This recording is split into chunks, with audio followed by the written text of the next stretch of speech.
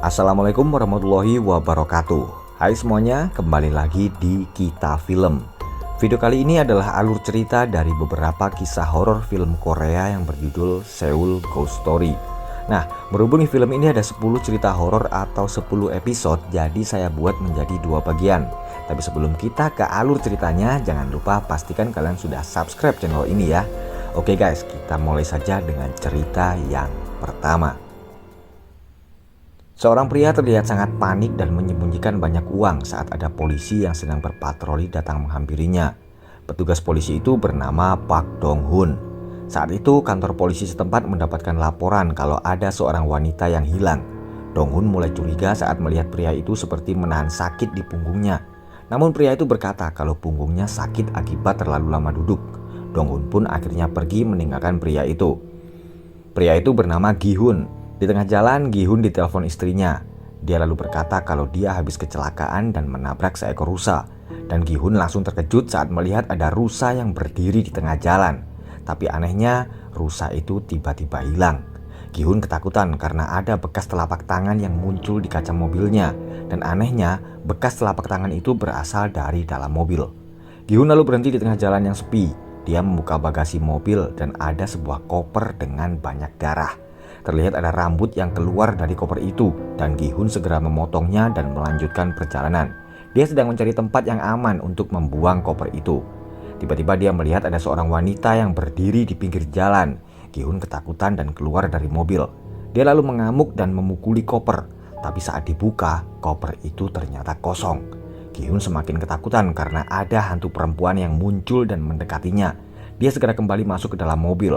Tapi ternyata hantu itu sudah duduk manis di kursi belakang.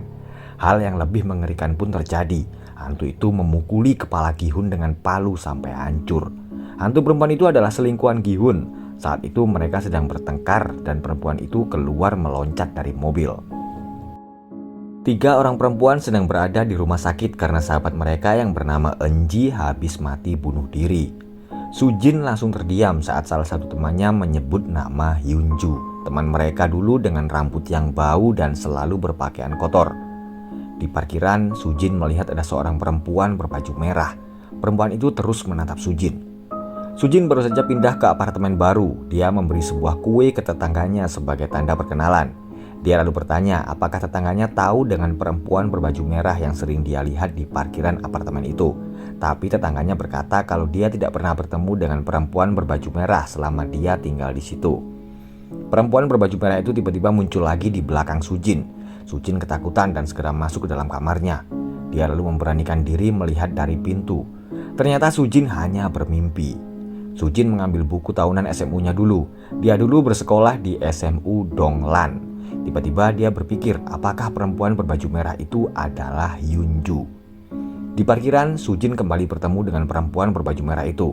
Saat Sujin akan mendekatinya, perempuan itu tiba-tiba menghilang.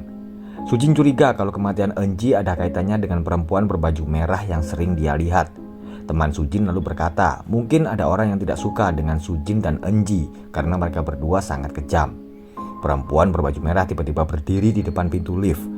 Sujin segera naik ke lantai 6, tapi perempuan itu kembali muncul di depannya dengan kepala yang berlumuran darah.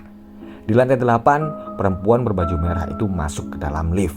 Sujin berlari ketakutan dan hantu perempuan itu terus mengejarnya. Sujin berhasil kabur dan berlari keluar dari apartemen.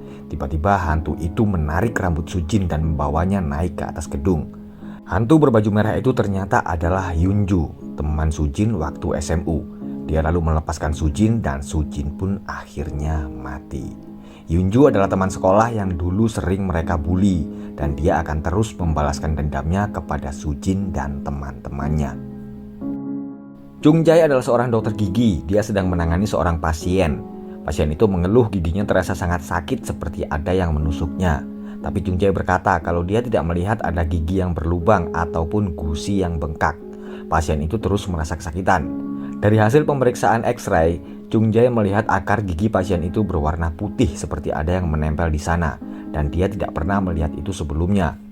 Saat kliniknya sudah tutup, Chung Jae memeriksa ruangannya. Dia lalu menemukan ada banyak cacing yang menempel di wastafel. Chung Jae segera melihat lagi hasil X-ray pasiennya tadi. Teman Chung Jae berkata kalau yang menempel di gigi pasien itu adalah parasit. Itu adalah hal yang aneh karena Korea memiliki sistem pengairan yang bersih. Chung Jae kemudian pergi ke perpustakaan untuk mengetahui parasit apa yang menempel di gigi pasiennya. Dia akhirnya menemukan petunjuk. Parasit itu adalah cacing gigi. Setelah bertelur di gigi, cacing-cacing itu akan dengan cepat menuju ke organ dan otak.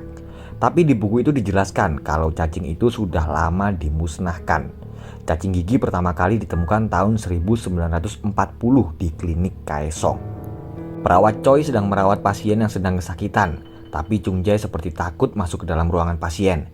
Tapi karena kondisi pasiennya yang semakin parah, dia akhirnya masuk ke dalam ruangan dan memeriksa pasien itu. Chung Jae kemudian mengambil pisau dan menyobek gusi pasien. Dan benar saja, di gusi pasien itu terdapat cacing gigi. Cacing itu juga terlihat di dalam matanya.